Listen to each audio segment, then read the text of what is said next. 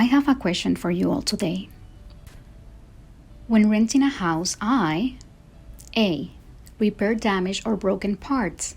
Invest money to add value and curb appeal to the property. I am comfortable spending my money in the place that I am currently living. B.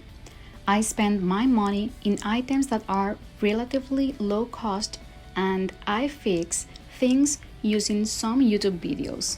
I bought things that are not fixed to the house and that I could take with me when I move out. C. I keep the house in the original way. I do not spend too much, not even in furniture. That is not my property. I prefer to save my money and effort for my own house. My answer is B. In 2016, I rent a house. We did exactly that. We spent money in some things that were going to provide a better quality life and family time. But we also had in mind that it was not our house, but it didn't belong to us. So we did not invest all our time, energy, and money there.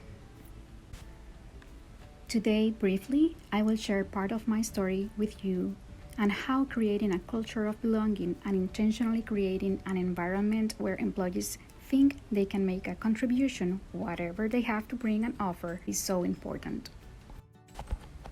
My name is Veronica Bensby. I was born in a beautiful tropical paradise. I was born in Puerto Rico. I was raised in that colorful culture of resilient people formed by the mix of three races. I am Puerto Rican.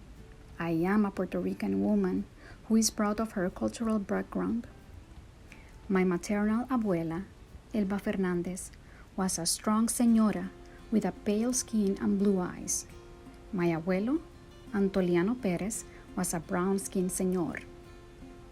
As them, my mother, Isabel Maria Perez Fernandez, was born in the Dominican Republic. She migrated to Puerto Rico when she was 18 years old. Her life was not easy. As an illegal Dominicana, she had to work very hard to stay alive and safe and to get her American citizenship. My paternal grandparents passed away before I was born. My father, Luis Alberto de Jesus Santiago, was born in Puerto Rico. We are 6 siblings. In 2007, I married the love of my life, my best friend, Manuel, after 6.5 years of a relationship. His family is also a very colorful potpourri. We have 3 children. All of them were born at home, surrounded by family and love.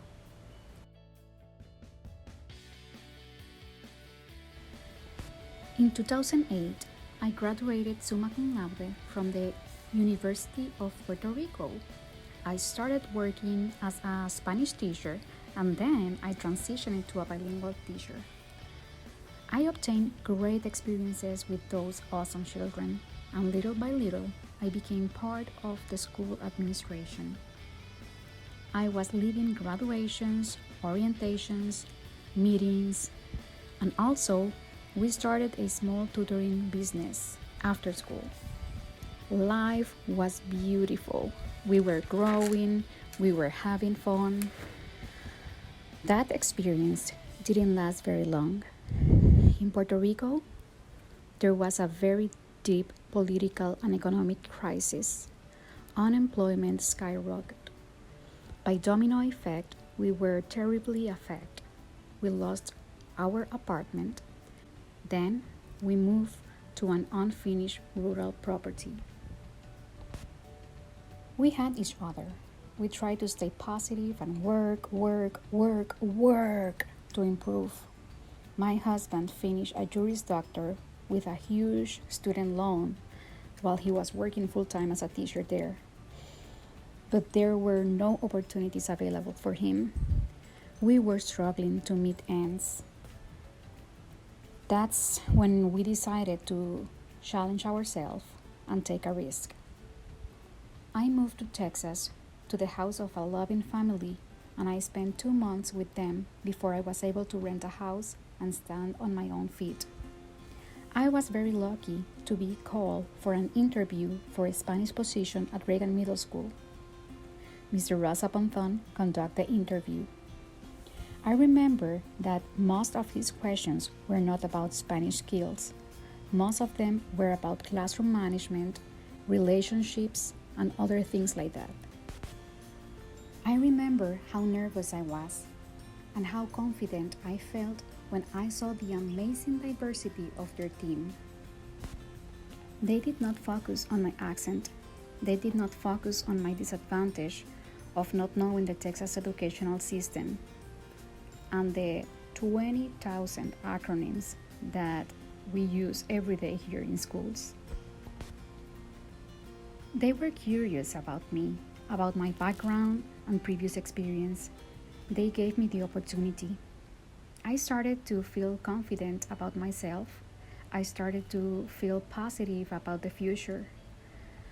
I attended the New Teachers Academy. I was very excited that day. On the last day of the New Teachers Academy, we were invited to the Ruthie Jackson Center to join the rest of the new teachers. I remember that we were in round tables and the speaker was explaining the next activity. We needed to choose a speaker to represent the table. I wanted to have the Harry Potter invisibility cape in that moment. And right when I was thinking about that, I heard the question that I was avoiding. A teacher from another campus asked me, "Why don't you represent us for this first round?" I didn't want it. But before I was able to say a word, a colleague from my campus jumped in and kindly said, "It's okay, leave it like that. Don't pressure her. She's sort of a handicap because of her language." I was so embarrassed. I was irritated. I felt humiliated. At least I could say that the rest of the table stood up for me while she tried to explain herself and what she really wanted to say that day.